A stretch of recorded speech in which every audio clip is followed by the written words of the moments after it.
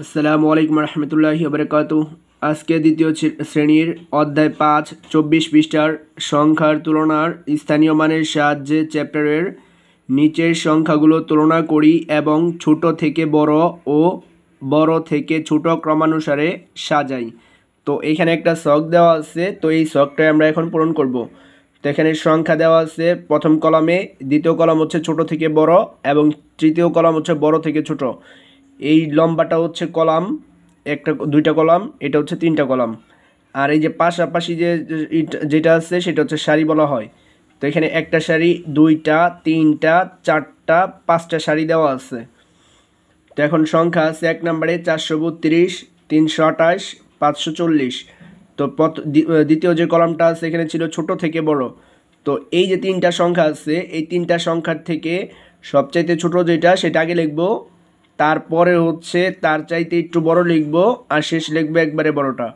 তো এখানে আছে 432, 328, 540। এর মধ্য থেকে এই তিনটার মধ্যে ছোট হচ্ছে সবচাইতে 328। তো এখন লিখবো হচ্ছে 328। তো এখন এখানে লিখতেছি 328, তারপর কমা দিব। 328 যেহেতু লিখছি, তো 328টা বাদ। তো 328 বাদ দিলে থাকে হচ্ছে 432 এবং 540। এই দুইটার মধ্যে ছোট হচ্ছে 432। তো এখন লিখবো 432। তারপরে থাকে হচ্ছে 540 শুধু, তো এখন লিখে দিব 540। তো ছোট থেকে বড় শেষ, এটা ছোট, তার চাইতে বড় এটা, তার চাইতে বড় এটা। এখন তৃতীয় কলামে আছে বড় থেকে ছোট। এখন এইখানে এই যে সংখ্যাগুলো আছে, এখানে হচ্ছে সবচাইতে বড় হচ্ছে 540। তো আমরা একটা সহজ নিয়ম করতে পারি কি, এই যে আমরা যে দ্বিতীয় কলামে ছোট থেকে বড় লিখছি, তার মানে বড় এটা, তার চেয়ে ছোট এটা, তার চেয়ে ছোট এটা। তো আমরা এটাকে উল্টা করে লিখে দিতে পারি, অর্থাৎ 540টাকে প্রথমে লিখতে পারি এখানে বড় থেকে ছোটোর ঘরে, তারপর লিখবো হচ্ছে 432, তারপর হচ্ছে 328।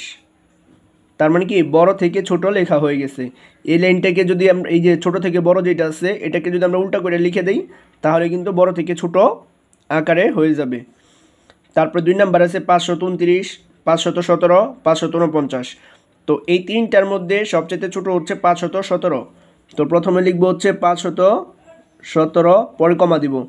এখন 517 যেহেতু লিখে ফেলছি এটা বাদ, তাহলে থাকে হচ্ছে 529 আর 549।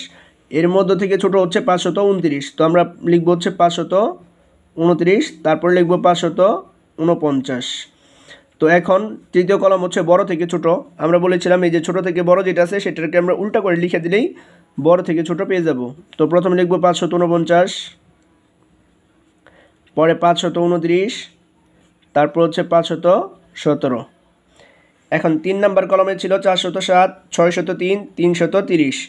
তো এর মধ্যে থেকে ছোট হচ্ছে 330। তো লিখবো হচ্ছে 330, তারপর কমা। 330 যেহেতু লিখছি, তো এটা বাদ, থাকবে 407 আর 603।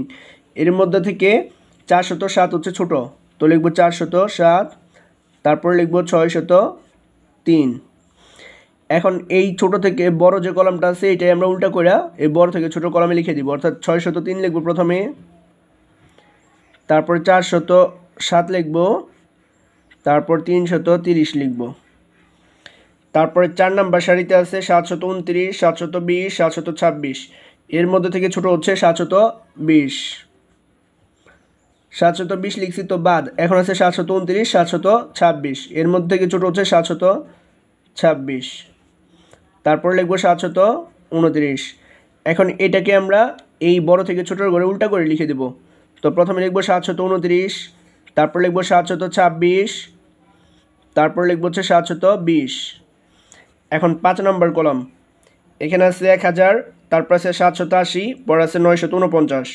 এর মধ্যে থেকে ছোট হচ্ছে 780। তো 780 লিখছি, এটা বাদ, এখন আছে 1000 আর হচ্ছে 949। এর মধ্যে থেকে ছোট হচ্ছে 949, তারপরে হচ্ছে 1000 লিখে দেব। এখন এটা হচ্ছে 3 নাম্বার কলমে বড় থেকে ছোট ছিল, তো ছোট থেকে 2 নাম্বার কলমে যে ছোট থেকে বড় আছে এটাকে আমরা উল্টা করে লিখে দেব। তো প্রথমে লিখবো 1000, তারপর লিখবো 949, তারপর লিখবো 780।